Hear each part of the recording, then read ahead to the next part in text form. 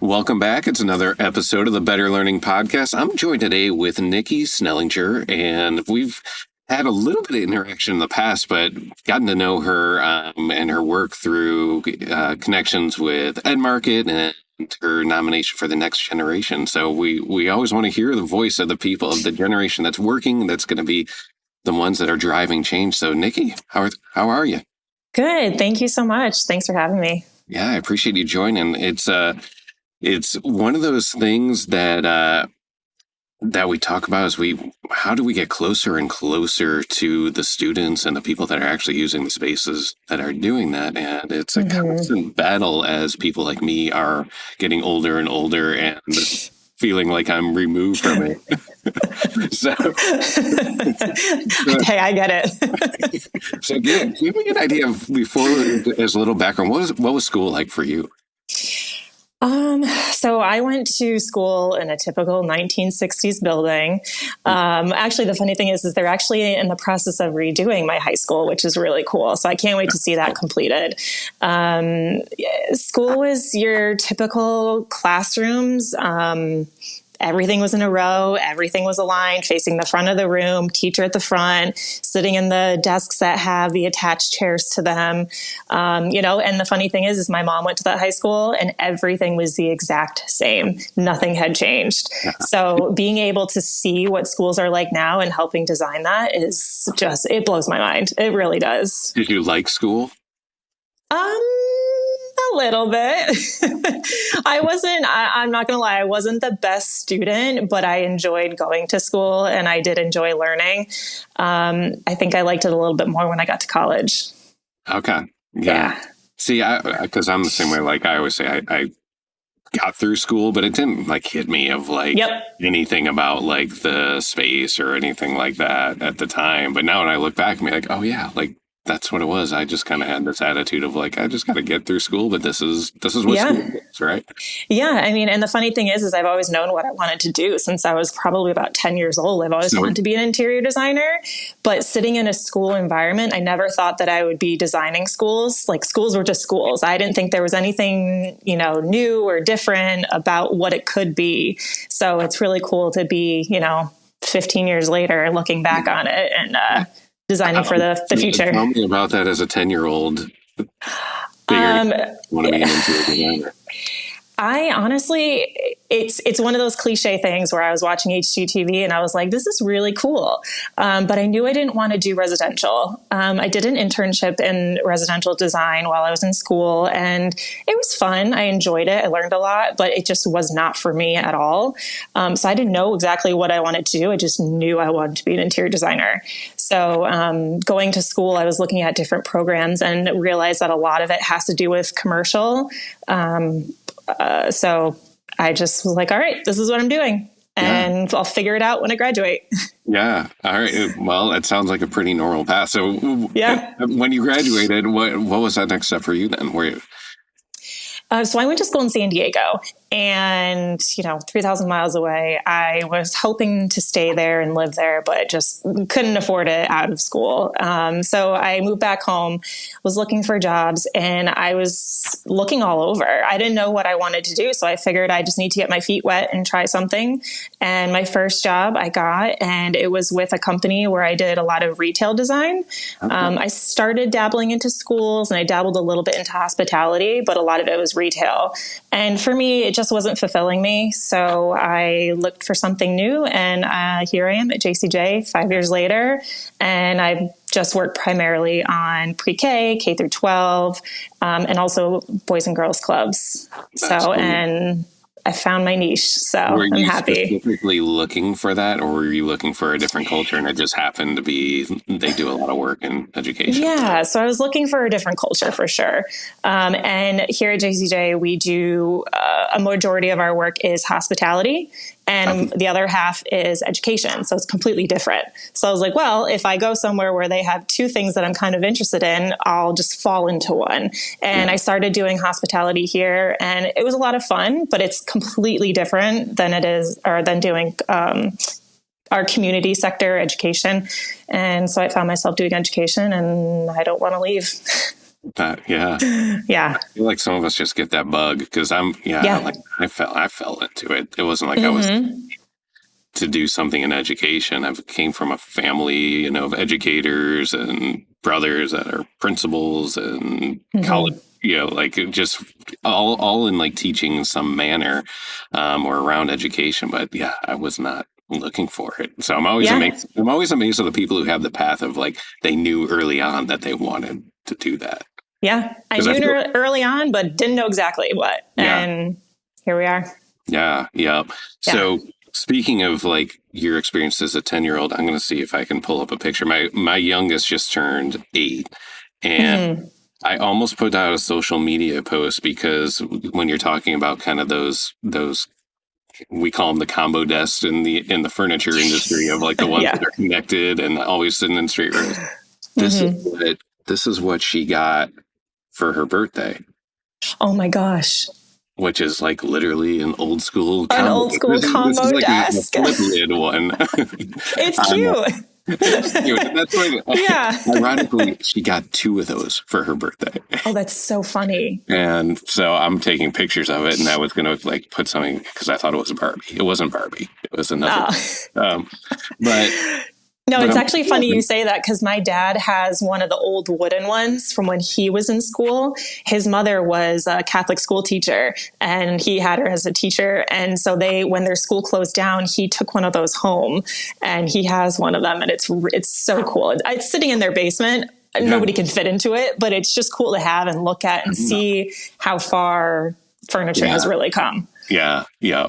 But what's crazy to me is like I think that's still the perception from people who are not in schools now. Is Yeah. that what as we're Mm-hmm. working on new and like redesigning and doing different types of learning environments, that's still if you ask 99% of the general public, Yeah. like what's in a school, Yep.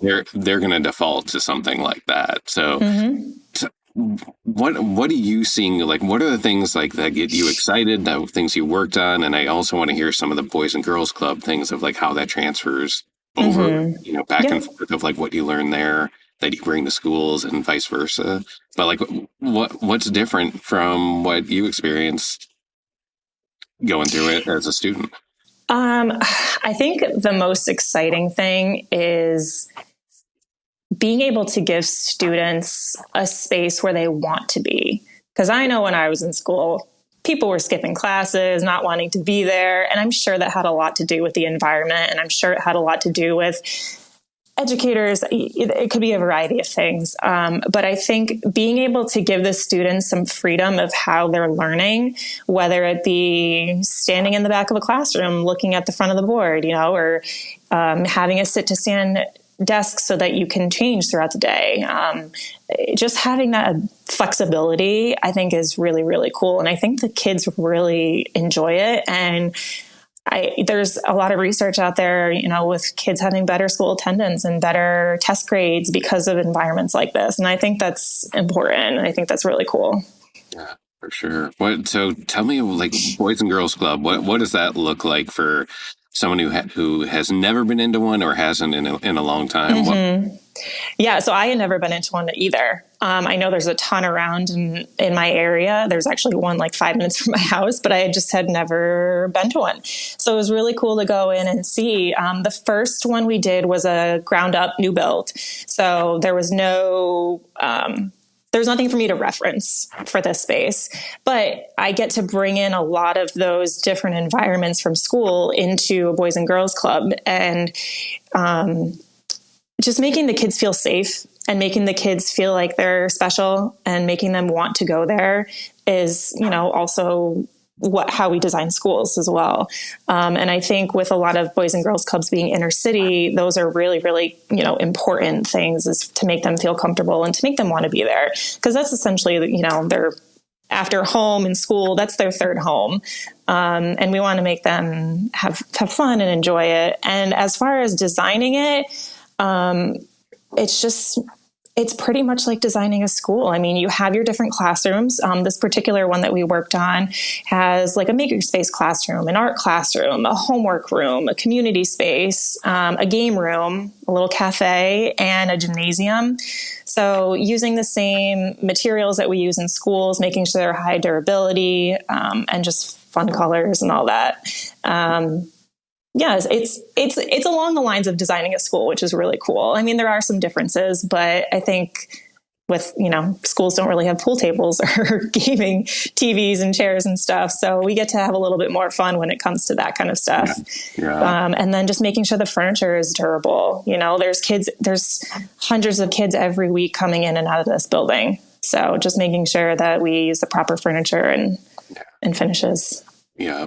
All right. Yeah, So I'm it's just exciting. a little bit more as a young professional coming through. What are the things that surprise you, or things that you wish would change, or things that you're actively working to change? Like coming through, I just really want to hear kind of the perspective, because I know like where my mind would have been, coming in like through my 20s as a trying to figure it out, because like it was school, and now I'm like into this work environment, and now trying to figure out of like, all right, is this what I thought it was going to be? Is this what I want it to be? What's the next step for me? Like, what's your mindset of like where things are at? It's a really good question. So I guess for me, I knew what the office life was like and work. I've done 3 or 4 internships before I even started working. And so I had an idea, and it was cool to see how different offices and different people work. And I knew that I wanted this out of this company, this out of this company, this out of this company. I didn't want to do that, or I didn't want to be in an environment like this. So it was kind of just, you got to test the waters with different firms and see where you fit in. Yeah. And coming here, I felt so welcomed, which, the corporate world can be intimidating and scary, and you don't know what's going to happen. But I feel like even though we have 150 people here, it's a family. And that's exactly what I wanted in an environment where I work. And just having people who are supportive and can mentor me. I don't know everything, and I'm learning every day that I'm here, which is nice. And I have people who are patient with me if I ask them 700 questions in a day. So just having that family aspect, and then allowing me to have my work-life balance. I have a 2-year-old at home and a husband and a dog. So it's nice that they understand me and my life. Because I know there are some companies out there that just don't have that flexibility, and that's really key in what I need for sure. So when you say flexibility, is it more of like where you can work, or the times you work? Yep. Yeah. So we have a 3-2-2 schedule here. We're in the office 3 days a week, home 2 days a week, or offsite somewhere, and then off 2 days a week. And so being able to be home, I work home Mondays and Fridays, is just kind of extends my weekend a little bit more, and I get to see my daughter a little bit more. So that's been really nice. That's cool. And if I need to switch it up, I switch it up. Yeah. So very cool. Yeah. Were you seeking that? Was that a big reason why you made the change, or was that kind of like you were looking at other things? A little. Yeah. Yeah. I was looking for a little bit more flexibility. We didn't always have that. That was kind of a pandemic result, right. Yeah. Which we just kept, which is nice. I'm glad they kept it, because I think it really helps people feel comfortable here and want to work here, and know that they have just, the flexibility to be able to come in a little later, stay a little later, or take a day off and work on a Saturday or whatever it may be. Yeah. So working on your own time. Okay. So tell me a little bit more of like kind of having kind of mentorship or interaction or questions. Is that stuff that's like formalized, or is that stuff that's just kind of built in you of like, I'm always going to like reach out and talk to people and ask questions? It's not super formalized, I would say. My mentor, Emily, she's a senior interior designer here and associate principal. She's been in the K through 12 market for 25 years. And when I came on, I started working directly with her. And we kind of just work on almost every project together. There's a lot of school projects that we do together, and she sits right next to me. So I just kind of, hey, Emily, I need you. And I'll ask her a million questions, and she's super patient with me. We don't really have a formalized program, but the one thing I do love about working here is everybody's willing to help. Like, there's not really such thing as a dumb question. And I know that sounds cliche, but there really isn't. And everybody just helps each other out, which is great. So Yeah.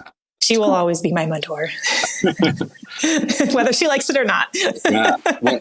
Well, and I think that's what's interesting too, is like trying to figure out, like, is it more of like knowledge of how to do the job? Is it more of like understanding kind of the dynamics of like clients or internal ones, or is it just like kind of a mix of like all? It's kind of a mix of both.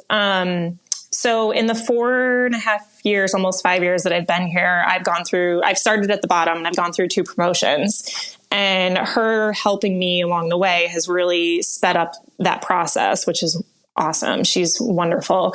And so I think the client interaction and dealing with the client, I think, is more of just a personality thing, or comes naturally to some and not to others. So I'm thankful that I feel comfortable, interacting with clients and stuff. That's something that she didn't really have to teach me, but I do learn from her in the way that she does speak to them. So that's helpful. That's not something that she's like, Nikki, do this, Nikki, do that. It's just, I'm taking that all in when I'm around her and around the client. But as far as actually doing the work, construction documentation, if I have a question with Revit, or if I have a question like, hey, does this look good? Does this look right? Or is this up to code? She's there to answer right away for me. And if she doesn't know, then we find somebody else who knows the question, or the answer. Yeah. So it's more about the way that we work and the things that I need to know in order to do my job. But when it comes, to the client stuff, that's on me.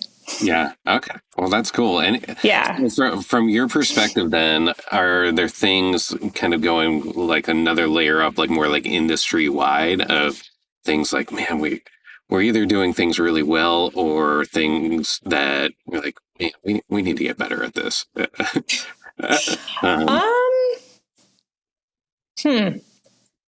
I think we're doing pretty well. I don't want to say we're not. Things change and evolve every single day. And we're always doing research on like the newest and latest and greatest to keep us up to date on stuff. Yeah. So it's just a matter of, being out there and researching, or going to events and seeing what's new, like Ed Spaces, going something like that is extremely helpful, especially if we have clients with us. Yeah. Which we did have this year, which was great. Yeah. We're toying with all the time too, of like different technology. And how do we do our job better, knowing that the world around us is changing really fast? Oh yeah. And honestly, it goes with schools too, that, the students' curriculums are changing and evolving all the time. So we have to really be on it to design the space for an ever evolving curriculum. And that can sometimes be a little difficult. It's a challenge for sure. Yeah. Yep. For sure. Yeah. I think that's a common thing as we're building the school, that we plan it to last, 50 plus years. Yeah. But we also know that 5 years from now, it's probably going to be used totally different than it is. The way of learning changes so quickly. Yeah. Are you guys doing any, I've been playing around with that Apple Vision Pro and some of the like augmented reality and ways to use it. You guys, have you played around with any of that yet? I personally haven't. I'm honestly not sure if anybody in our office has. I want to say we're diving into it, but nothing's been really presented to us yet. It's definitely, it's intimidating. It is. And it's definitely, at least I haven't seen anything that's like there yet, but you can see that the technology has the capability. Oh yeah, definitely. Where you're like, ooh, they can just put this on and they can see, like they could actually like walk through, what we're showing them conceptually. Actually, you just The walkthrough just triggered. So yes, we have shown, sorry. We have done a couple of projects, more casino type projects. We haven't really done any education ones where they'll put the Oculus on and kind of walk through. It's not, it might be a completed space. It may not be a completed space, but they do it more on their end. I don't know too much about it. Yeah. Yeah. Yeah. So what are the things that are on your mind, kind of looking at like what the future looks like for you? What if you had to look out, 5-10 years, what do you think that would look like? For me personally? Yeah. For me personally, I'm going to be starting to study for my NCIDQ exams this year. So that is on my list of things to do. And with that, hopefully just keep moving up in the firm. There's quite a few more levels to still go to, and hoping that eventually I can have people under me and I can mentor them from everything that I've learned from people I've been mentored by. So that's my goal in the long run, is to be able to be that person that Emily is to me. Yeah. Very cool. Yeah, because I just think there's so much to learn. You're always learning. And if I can help somebody out with it, that would really mean a lot. Yeah. All right. Well, that's a great way to kind of, as we're getting close to wrapping things up, what for the people that are coming through college, entering their career right now, what are the things that you hope, or messages you'd want to share with them? I remember when I was looking at schools, I was very overwhelmed with it. And I didn't even know where to begin, to be honest with you. So I think figuring out exactly, or the path that you want to go down, whether it's architecture, interior architecture, or interior design, there's a difference between the three. And I think some people don't realize that you can go to school for interior architecture or interior design. And I think finding schools that have a good credited program, that's really important, is to be accredited. And just, do your research, look at the different curriculums that they have, read the little paragraph about how the classes are and see if you're interested in it. And always ask questions. There's always people to help, and really just take it all in. Ask your teacher, ask your teachers a bunch of questions, study with all your peers. My college roommate was an interior design major as well. So her and I living together was the best thing that we could have done. And her and I just were able to bounce ideas off of each other, help each other out with different aspects of homework or projects that we were doing, and do internships. Yeah. Internships are key, because what you learn out in the field is completely different than what you're learning in school. Yeah. You get that work environment, and you just understand how offices are run and firms are run differently than what you learn in school. Yeah, for sure. Yeah, I think that's always the hardest part is, when you're in school versus, there's always this whole thing of what's it like in the real world? But being able to pull the real world into school is one of the hardest but most beneficial things.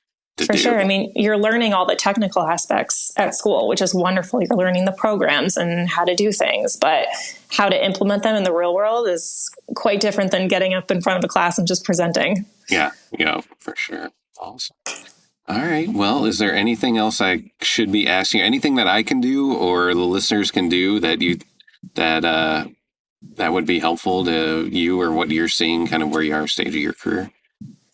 I don't think so. I think I'm all set. All right, cool. All right.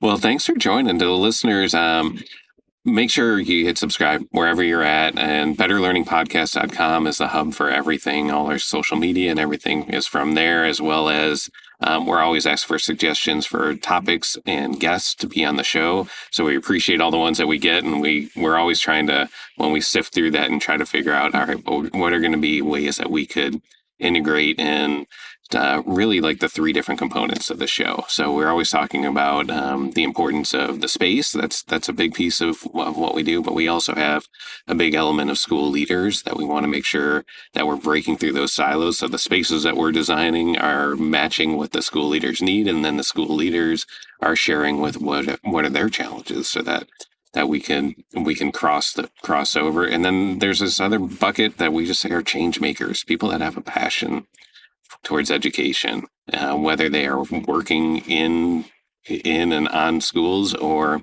if there's just other things that can be shared and learned. So those are always the silos that we look at, and we welcome everyone's suggestions of topics for there. But Nikki, thank you so much. It's great talking to you.